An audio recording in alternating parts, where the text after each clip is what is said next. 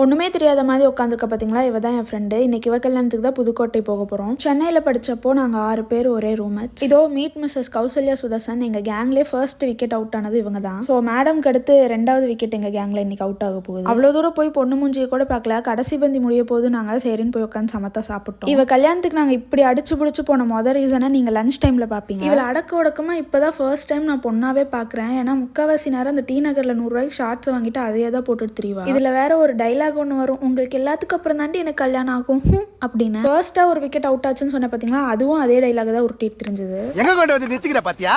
எல்லார் கவனமும் எங்கேயோ இருக்கும்போது என் கவனம் மட்டும் ஒரு இடத்துல இருந்துச்சு. அது எங்க தெரியுமா? சிக்கன் ஃப்ரை, சிக்கன் குழம்பு, மட்டன் குழம்பு, ஃபிஷ் ஃப்ரை, ஈரல், கோழி ரசம்னுப்பா. அதுவும் அந்த சிக்கன் பரட்டல்னு ஒன்று வச்சாங்க பாருங்கப்பா. இவளுக்கு வாரம் வாரம் கல்யாணம் நடத்தலாம், அந்த அளவுக்கு ஒர்த்து. போன வேலை திருப்தியாக முடிஞ்சுன்னு திரும்பி கூட பார்க்காம ரிட்டர்ன் கிளம்பியாச்சு. ஃபுல் வீடியோ கமெண்ட்ல இருக்கு. டாடா.